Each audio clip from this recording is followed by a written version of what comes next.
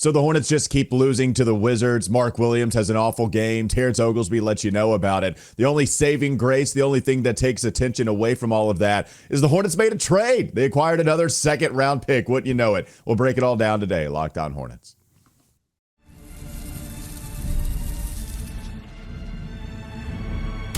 You are Locked On Hornets, your daily Charlotte Hornets podcast. Part of the Locked On Podcast Network, your team every day.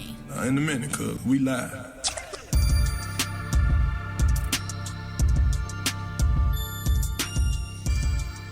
It's Locked On Hornets, part of the Locked On Podcast Network. It's your team every day. Thanks for making us your first listen. We're free. We're available anywhere you get your podcast, and that does include YouTube. There's a drumming Doug Branson. Always like there's something you're doing, and so I like it when it's alliterative. Drumming Doug, I guess it's kind of alliterative. Doug Branson, everyhornetsboxscore.com. You can find the subtext information there. You can also watch him on Locked On NBA with Matt Moore and Hayes. He's also on Blue Sky. He does everything, man. Doug Branson, everyhornetsboxscore.com. I'm Walker Mail. Listen to me, WFNZ, every weekday from 12 to 3 p.m. Appreciate you joining us in the middays over there at WFNZ. And just a couple responsibilities real quickly. Did want to tell you that this episode is brought to you by, I'm scrolling, I'm bringing it up. It's slowly loading. FanDuel. Please wait with me. Let me know. The episode's brought to you by FanDuel. We appreciate them. Super Bowl 59 is here, and there's no better way to make every play more exciting than with FanDuel Sportsbook. New customers can bet $5, and if you win, you'll score $200 in bonus bets. Download the app or head to FanDuel.com to get started. Doug's also writing a new Locked On Hornets newsletter.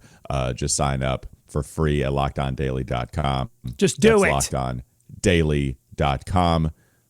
All new free Hornets newsletter. Okay, let's do it. The Hornets make a trade. Finally, we can get to it. Doug, the Hornets, Jeff Peterson, he is loading up on the second-round picks again. The Charlotte Hornets president of basketball operations, Jeff Peterson, announced today the team has acquired a 2029 second-round draft pick originally belonging to the Phoenix Suns from Oklahoma City in exchange for a 2030 conditional second-round draft pick originally belonging to the Denver Nuggets. So coming in, a 2029 second-round draft pick via OKC, originally belonging to Phoenix, in exchange for a 2030 conditional second-round draft pick originally belonging to the Denver Nuggets. Doug, can you help us make sense of what this trade means for the Hornets?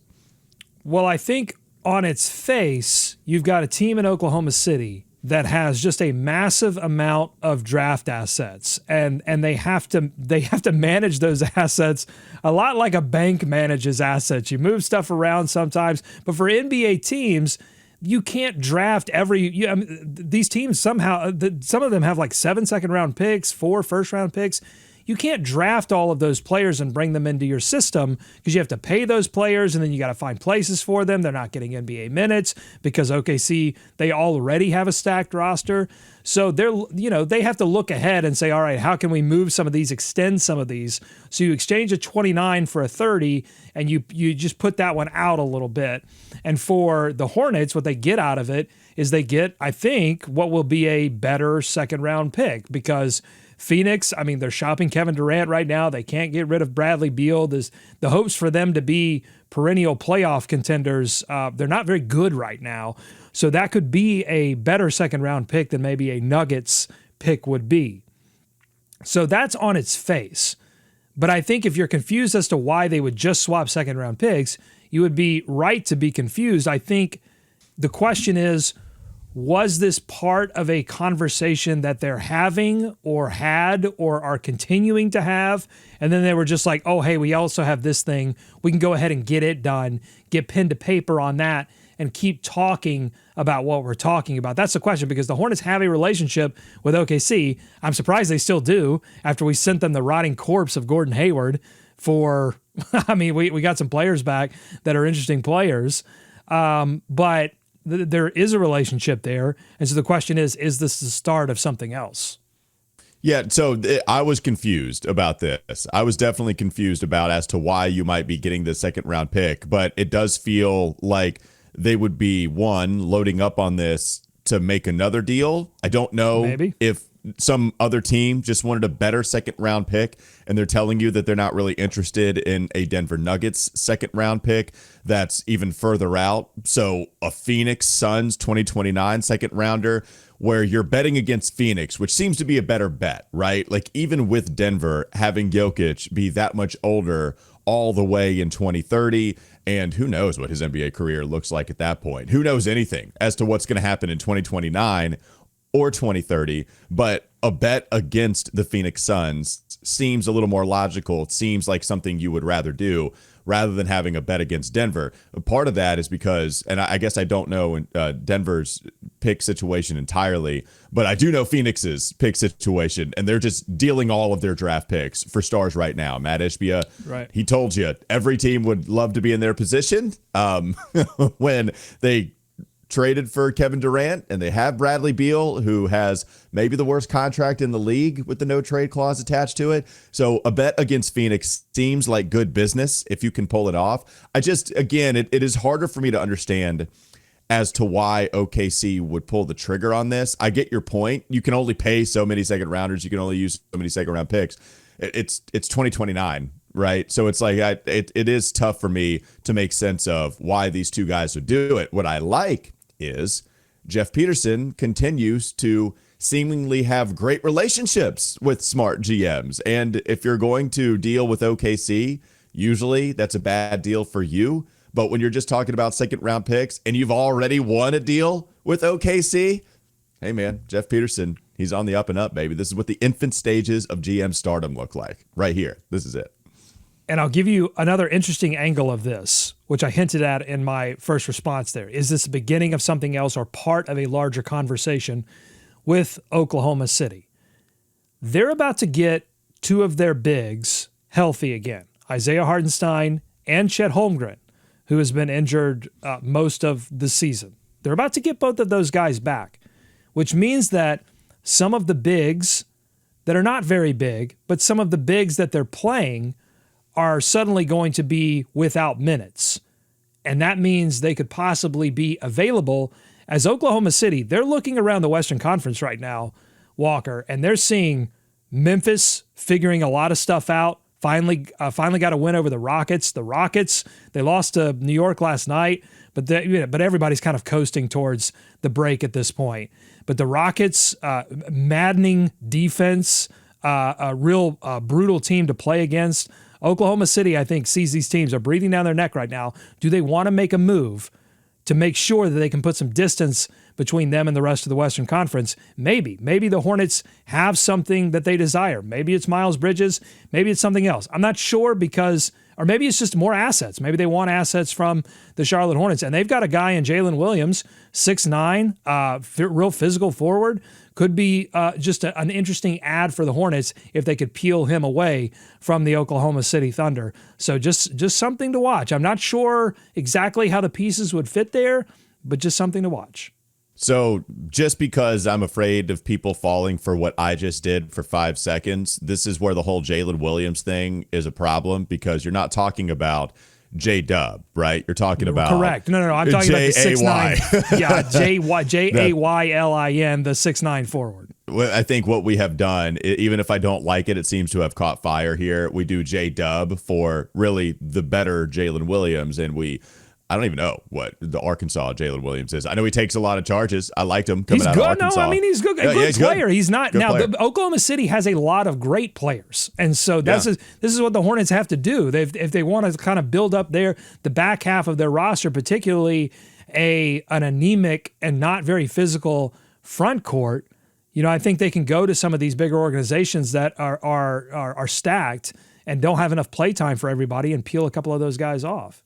Doug, I don't know if this was purposeful for you, but I will say, in what will serve as a segue and a transition into the next segment, Jalen Williams, your Jalen Williams, feels like a really nice match, surface level thinking about it, right next to Mark Williams, who might need some help. Coming up next on the Locked On Hornets podcast. Might!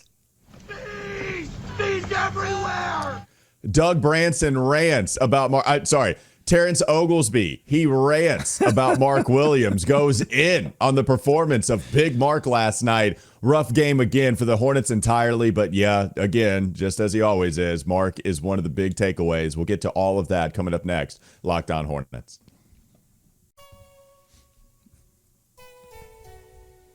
This episode is brought to you by BetterHelp. What are some of your relationship green flags? We often hear about the red flags we should avoid, but what if we focused more on identifying the positive signs in our relationships, those green flags? If you're not sure what they look like, therapy can help you identify them, actively practice them, and even embody that green flag energy yourself. I like that. A little GFE, green flag energy. Whether you're dating, married, building a friendship, or just working on yourself, therapy can help you form relationships that love you back. Therapy helps you develop healthy boundaries and improves your communication skills. If it empowers you to set clear expectations and express your needs in relationships. And therapy provides tools for managing conflict in ways that strengthen your connections rather than breaking them down. BetterHelp makes it easy by offering online therapy with over 30,000 licensed therapists to choose from. And if you need to switch therapists, you can do so at no extra cost. Discover your relationship green flags with BetterHelp. Visit BetterHelp.com/LockedOnNBA today to get 10% off your first month. That's BetterHelp, H-E-L-P, BetterHelp.com/LockedOnNBA. More Locked On Hornets ahead.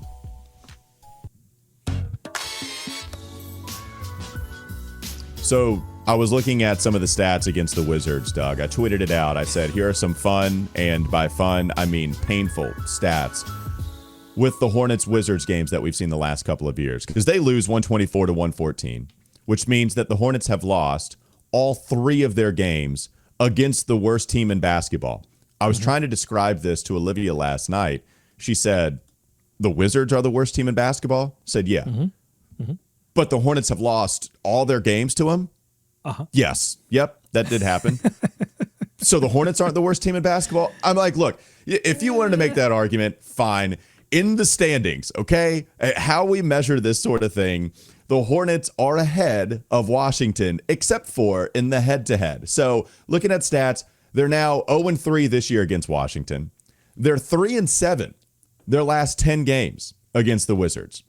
It's crazy. Every game they've played the last 2 years, they are 2-5 in their last 7 games that they've played the last 2 years, which ultimately comes down to my favorite, and again, I mean most painful stat, is that the Hornets are responsible for 22% of Washington's total wins the last 2 years.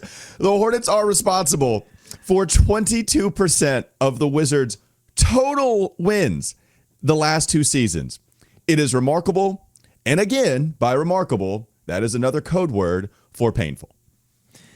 So it's 38% of the wins this season, 22% of the wins over the past 2 seasons. Right. It's insane. And I think we could say, too, maybe part of the reason for the second round pick swap is just a distraction, just a wag the dog situation. He calls up press. He says, Sam, you got to help me out. We just lost a 3rd straight game to the Washington Wizards. Just like go into your closet, deep into the closet where you haven't looked in a while. Find me a second round pick. We'll swap, and people won't talk about the fact that we've lost 3 straight games to Washington. Incredible. You look at the box score in this game, and Doug, I just want to give a shout out to Mark Williams. You keep saying I looked at the stats, look at the box score. Why? I don't want to. I just want to give a shout out to Mark Williams. You know, how about 23 points for Mark, 14 rebounds? That's a lot. How about 9 of 10 from the free throw line, 90% from the charity stripe for Mark Williams? It's impressive. Hey, plus minus in a game they lost by 10. Mark was +2. What's the issue? I'm just playing. People. Mark Williams is clearly an issue, especially really in the first half, which has been an issue for Mark in multiple games this season. We've talked about it already, whereas we might talk about it in terms of how you give up on Mark or not, whether you trade him, how valuable he is to your future. We know right now the inconsistencies are just that. They are an issue. The inconsistencies are something that brings this team down. It's been a roller coaster year for Mark, but we have seen some really bad performances against physical centers. Terrence Oglesby went in on Mark last night, saying he's never seen a first half or a half of basketball from an NBA starting level center ever. And then he followed that up by saying maybe never even from a college starting center, maybe even not from that level. He was going in. I have thoughts on this. I know you do too, Doug, but I've hogged the mic for long enough. What are your thoughts? if Steve Clifford were still hanging around a microphone, he would often say that NBA games are won more in the first quarter than they are in the fourth quarter, because so much of NBA games is setting a tone and making another team react to you, get them on their heels, which then you can react back. Like, you don't want to be the team reacting in the first quarter. And you do that oftentimes with your defense, with physicality. That's why so often you want to start with the 5 best players on your team that give you the best chance to defend. That's why the 6th man oftentimes is a better offensive player than a better defensive player, because you want to start with your best defensive players. And in this game against Jonas Valanciunas, the defensive scheme that Charles Lee chose to go with to start this game was Miles Bridges on Jonas Valanciunas, who is over 7 feet tall and a monster physically. Chose to go with Miles Bridges with Jonas, and Mark Williams on Bilal Coulibaly. Mm-hmm. That was his decision. Think about that. He's hiding Mark Williams on defense. He's hiding him. Like, that's insane. And it didn't work, because then the entire Hornets defense was focused on making up for that. And so that's what resulted in the kickouts to Kispert. You had great job by NSJ of just like completely shadowing Jordan Poole and not letting him get anything. But that led to open shots as well. And then by the time that, and Coulibaly got a few threes on Mark Williams too. But by the time they finally abandoned that, as soon as they abandoned it, Washington went beep, beep, beep, beep, beep, beep, and put Jonas Valanciunas one-on-one with Mark and dominated him there in the first half. There was zero effort, zero energy, zero physicality, zero intensity from your starting center, who is supposed to be your defensive core, your defensive identity. He's a defensive center. It's insane. So the things about Terrence Oglesby going in, people loved it, right? They loved hearing Terrence Oglesby go in on Mark Williams. I get it. You mentioned it too. I do think teams this is the qualifier before my other Mark takes. Teams will put a shot blocking roamer off of their big guy without necessarily hiding them. I know that he's been out-battled physically in a lot of these matchups, but this is something that has happened with Boston. This is something that happens with Milwaukee when Charles Lee was on both of those staffs. They would take some shot blockers, and it's not like they were hiding them, but they wanted them to roam, which is something Mark Williams said that he was going to do at the beginning of this season, that he was going to be more of a shot blocker and then roam around. The problem is, I'm not telling you he did that well. No, I'm saying I don't know. No, I'm not. But I'm saying I don't know if he was hiding Mark. I think that was a defensive strategy, and that it wasn't hiding him. The Bilal Coulibaly, I disagree. I think he knew that if he went with him on because Jonas did that to Mark in the previous matchup. He dominated Mark in the previous matchup, and I think they went, all right, this is going to be our best shot here to try this, and that didn't work either. Fair. Bilal Coulibaly comes in as a 27% three-point shooter, 28. So when you are worried about Mark Williams not getting out on shooters, specifically Bilal Coulibaly, I would argue that they're baiting Coulibaly into shooting, that it would be much more beneficial for this defense to have Mark, your 7-footer, closer to the paint, and then show at Coulibaly with a hand in his face, even if it is just 10 feet away, show a hand in his face and let him shoot, because that's a shot you're going to take almost every time down the floor. He had shooting problems coming into this season. Coulibaly now at 28%, but he just shot 4 of 8 last night. So you lost that battle. Like, you bet on something that usually happens, and this is what has always happened to the Hornets. The guy gets hot from 3 that hasn't made many threes coming into this year, but you gave him open looks. So that was a coaching strategy. That was Mark Williams fading more towards the paint and cheating down there, and Coulibaly made you pay for it. Now, my other thing about Mark is this. Doug, this is my take on Mark, man. I watched a lot of his highlights last night after the game, going back to last year, going back to his rookie year, some of the games that he was healthy enough to have played. I'm telling you, Mark looks like a different player right now. And the way that he looks different is that he is not nearly, to me, as athletic. He is not responding quick enough. I have seen too many times in team defensive sets where he's late getting over to block some of these shots. That was not happening. He had so many athletic finishes at the rim where now he'll come up with a dunk, but it's because he's still somewhat athletic. He's not a complete plotter. He's not Big Al, but what happens is he goes up and then gets it at the top. There's not a whole lot of wiggle to his game anymore. So what's happened is a perfect storm. What's happened is he's had a back injury. He had a foot injury. They put weight on him. He hasn't had enough of an offseason to play a new style and play with new strength because he missed so much time.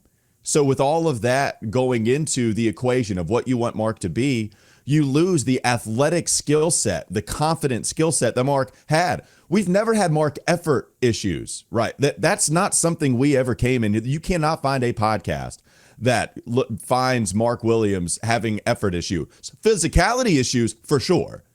Physicality, just not being strong enough. We've seen that. We've had those conversations. But effort issues, no, we haven't talked about that.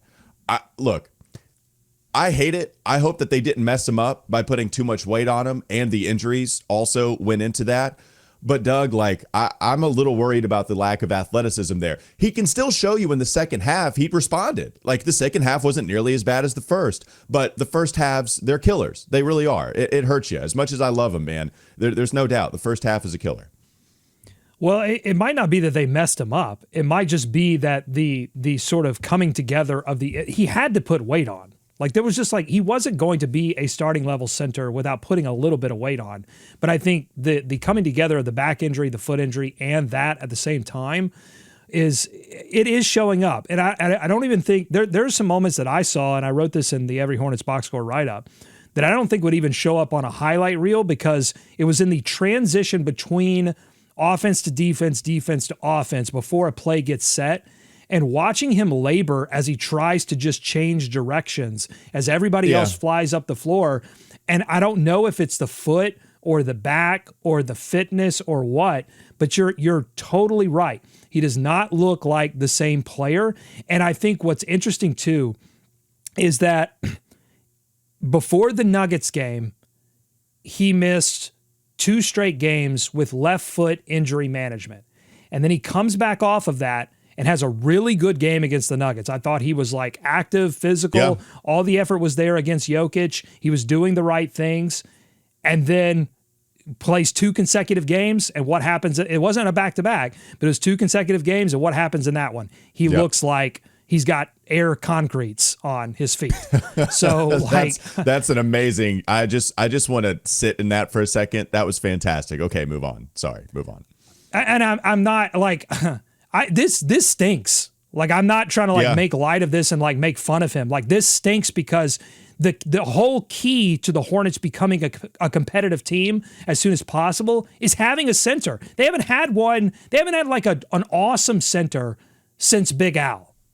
And so this was supposed to be part of that plan, and it's not coming together. And if it doesn't come together, then Jeff Peterson has a lot more work to do than he probably thought he was going to have to do. That's why they've been yelling about Mark being part of the core, because it's yes, that makes everything else easier if that piece is solved, but it does not look solved. They've invested a lot in him.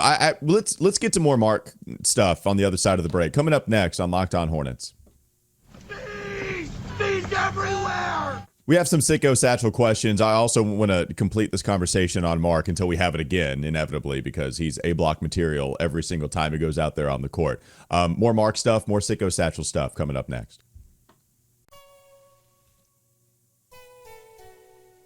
This episode is brought to you by FanDuel. Super Bowl 59, it's here. 1 game, 2 teams, endless possibilities, and there's no better way to make every play more exciting than with FanDuel Sportsbook. Whether it's predicting the first touchdown, calling the MVP, or even betting on the coin toss, FanDuel makes it easy to get in on the action with live betting all game long. You can adjust your bets as the game unfolds and feel the thrill from kickoff to the final whistle. The live betting feature lets you stay involved no matter what happens on the field, and the app is super easy to navigate. participate. Plus, knowing that you can place a $5 bet and potentially win $200 in bonus bets for the Super Bowl, that's the icing on the cake. Download the app or head to FanDuel.com to get started. Bet just $5, and if you win, you'll score $200 in bonus bets. That's FanDuel.com. Bet with FanDuel, the official partner of Super Bowl 59. More Locked On Hornets ahead.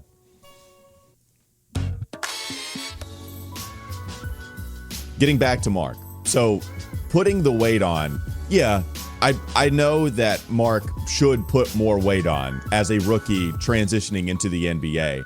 What I was worried about is that they were going to put too much on him, and I think a lot of this evens out once we get real healthy Mark again. I'm hoping that that version does exist. I'm glad that we have not had any injury setbacks rather than just the management. That's a good sign. So I'm hoping that continues through the rest of the season. He gets a complete healthy offseason to work on his game, work on conditioning, and then comes into his fourth NBA year ready to rock and roll. I think we see that actually quite a bit of times, right? People can bounce back from this. So that's where we can have the future debate stuff. But as to what's happened so far, Doug, what I am a little worried about is on top of the injuries that they might have put too much weight on him and they've taken away some of that athleticism, because I do value what Mark would bring on the perimeter, short of the Caleb Love shot that every Carolina fan will show you in the 2022 Final Four. I totally get it.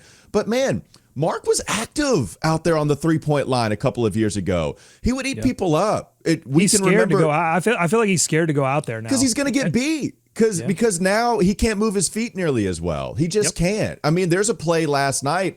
Here's one thing. So Koulibaly, I think it was Koulibaly.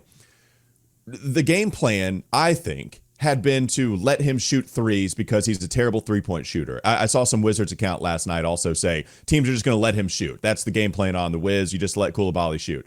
So what happened, though, is this time Mark had a poor closeout. He lunges at Koulibaly, and then he drives right by him. Where that wasn't necessarily a Mark, what are you going to do? Smaller athletic guard, just good luck, tip of the cap. It was a bad closeout. He lunged at him, and Koulibaly drove right by him and then slammed it home. That was the dunk play. That was the awesome play, and he got some of his guys in trouble. But I'm with you. Like the perimeter defense, that's something that I don't think is there anymore. They've made him like what I think what's happened is they're trying to bring a lot of size. They're trying to make him more of that drop coverage. Even if we've talked about him being a roamer, it almost feels like they need to figure out a lane for him. And I watched those highlights, man. It sucks because I know he'd get pushed around. That's true. But to combat that, Mark would have athletic finishes at the rim. And I think when you lose that much weight and you're still athletic, you can go in. Like, strength and weight is not all the same all the time. Like, you can be strong and not weigh as much when you're just going at somebody with 100% effort and then you crash in for a rebound. You know what game I watched? I watched his last game against the Wizards. 24 boards, 15 offensive rebounds in that game. Like, he was all over the place, man. I'm not kidding. Like, you watch some of that stuff. That's what's frustrating. So for me, can we get back to that? Can we get back to that with health and an offseason regimen? That's my big question for Mark.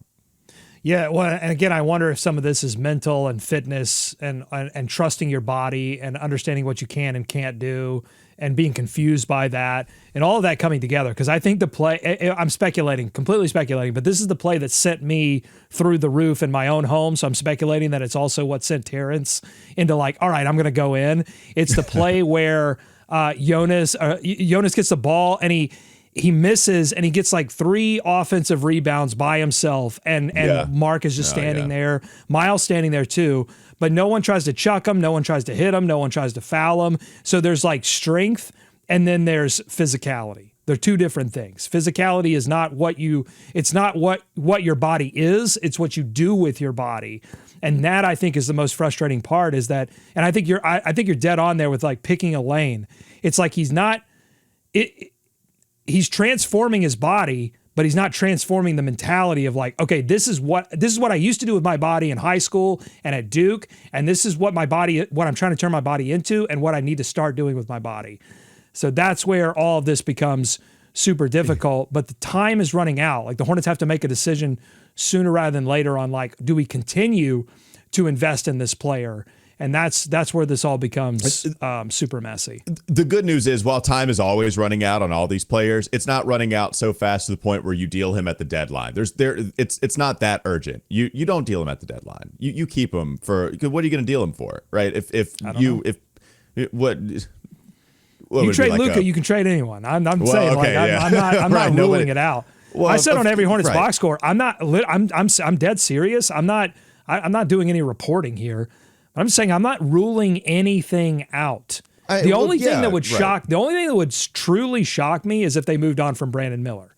But outside of that, and I'm including LaMelo in this, like I am with when you lose to the Wizards 3 times, when things look as existential as they look right now, I'm not ruling out like a full-scale roster shakeup. We're trying something completely different next season, and I mean, you have to include Mark in that pool of players who would be open in that scenario. Fair. It absolutely could happen. I don't think it will, is my point. I don't think there's not a sense of urgency to where if you don't move on from him then from the deadline, then you might have missed your mark. Like this is still worth seeing, in my opinion. Sicko Satchel, what you got for me, Doug? What kind of questions do you want to rummage through here? Lots. Well, I have a comment first. This is so good from Adam in the Sicko Satchel. Adam writes in, good news, the Hornets no longer... By the way, we need some good news. Thank you, Adam. After this show, we needed some good news. By the way, Sicko Satchel, you can submit your question, join subtext.com/Locked On Hornets, 14-day free trial if you've never signed up before. Become part of the Sicko Brigade. Okay, Adam says, good news. The Hornets no longer have the most insanely bad trade with the Los Angeles Lakers. Kobe was traded before we knew whom he was. Luka, on the other hand, ... Adam, thank you so much. It's people like you that allow us to keep buying in that the Charlotte Hornets are maybe only the second worst in certain categories. We did it. We're no longer the worst trade. People are going to stop talking about the Kobe trade, right? Right? For sure. I love that. Okay, let's get to another question. Thank you for enlightening us there, Adam, and enlightening the world, really, as to why the Hornets are smarter than Dallas. I think that's the only thing to take away from this.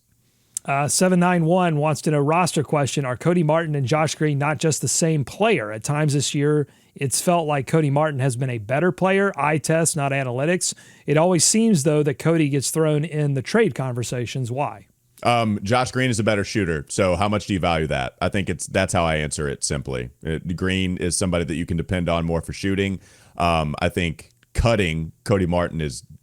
Josh Green was actually celebrated for some cutting. Like I think I saw a tweet, if I'm not mistaken, early in the year. Like it would have been after the first 20 games or so, where I think someone said Josh Green, one of the better cutters in the NBA. But I was like, man, I don't know. We kind of celebrated Cody for that more so, especially with these baseline cuts early on. And then he was out for 150 games, seemingly. But I actually kind of celebrated that part of Cody's game. To me, Doug, I can answer this pretty simply. It's how much do you value shooting? Green is a more consistent shooter. You're probably right on that. I would say, though, that we've seen something from Cody Martin that we haven't had the opportunity to see if it's in Josh Green's game. And that's like, we've seen a couple of Cody Martin takeover games, like 20-plus scoring efforts where, like, they've been so injured that they needed Cody Martin to run some of the offense and run some of the offense through Cody Martin. And he was able to step up in a few of those moments. He has some versatility in his offensive game that I'm not sure exists in Josh Green's game, but they both are very similar in that they are guys that are willing to go and guard the best wing on the opposing team and sacrifice some of what they do offensively. And I would say that if you compare the two, and again, I don't have any analytics on this, but just watching this season, I would say Josh Green has probably been the guy who's come up with more turnovers and more deflections than Cody Martin has this season. And obviously, Josh Green has been, I think, a little bit healthier. Yeah, not analytics, but certainly a stat. Josh Green almost shooting 42% from three this year. Cody Martin shooting 32. Like I think there you go. it might just come down to that. But no, I'm with you. I think Cody can probably do more stuff in a half court set with the ball in his hands. But I don't need you to. Right. I really don't. In a perfect world, unless we're crazy injured, and it reminds me of the Tom Moore, right? And it reminds me of the Tom Moore comment that I go back to with the Colts, where somebody was asking why Peyton Manning got every single possible rep with the ones, and Jim Sorgi, the backup quarterback at the time, didn't get any reps. Tom Moore said, "You see that man right there?" And he pointed to the sheriff. He pointed to Peyton Manning. He said, "If that man goes down, we're bleeped, and we don't practice bleeped." That's how it is. So Josh Green just fits better with the starters. Yeah, no, I think that's dead on. Yeah, that's good. All right, submit your questions. Join subtext.com/Locked On Hornets, 14-day free trial. Join the Sicko Brigade. It allows you one-on-one access to me. I do get in there and chop it up a couple of times a week, one-on-one with folks.